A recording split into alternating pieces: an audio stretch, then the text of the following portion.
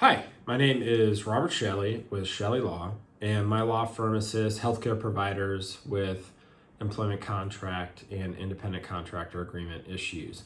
Today I'm going to talk about is salary negotiable in the healthcare industry? The short answer obviously is yes, it is. However, hopefully you'll kind of understand whether pushing a salary negotiation makes sense for you as a provider. So first, anytime I'm reviewing a contract with a provider, we need to first go through the process. So obviously you go through the interview process. At some point, compensation is going to be discussed. Maybe they'll send an offer letter or perhaps just go straight to the employment agreement.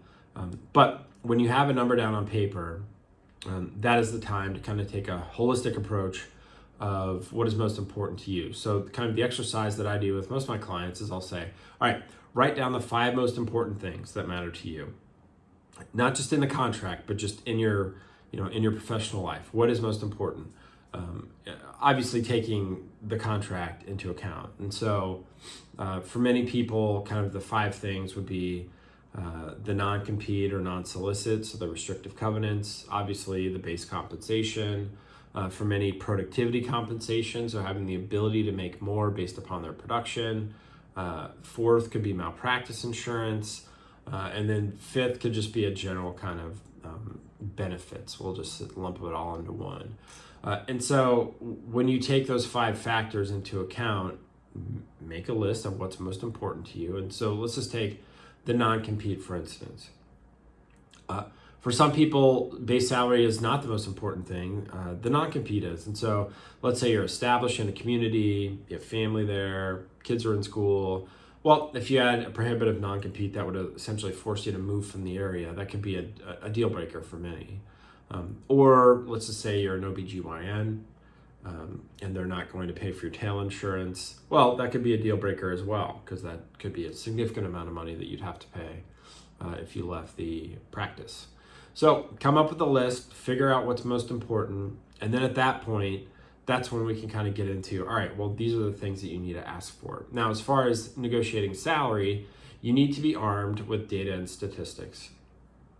Things that back up why you want more money. If you just say, I just want more money because, or I think I deserve it, those aren't great, that's not a great way to negotiate, right? So if you can say to them, I need 25 more thousand than what you've offered me in my base because at my last job, these were my net collections or these were the RVUs that I produced.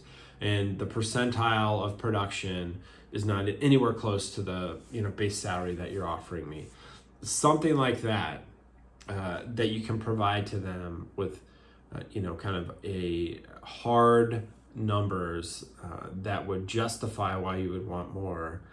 You'll have much more success in negotiating salary than you would if you just came to them and said, I just want this because I want this. Now, if you can say to them, like, let's say you're a resident, you're just coming out and you have no track record or history.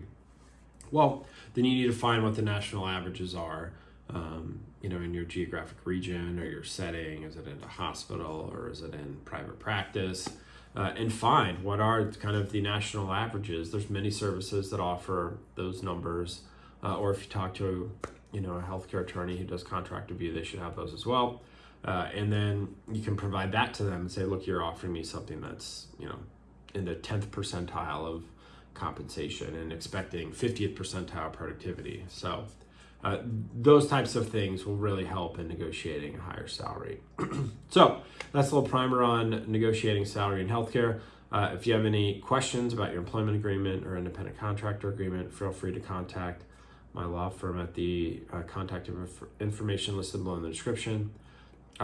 Or if you have any questions, you can feel free to leave those in the comments. I'm happy to answer them. And I appreciate you watching the video. Thanks.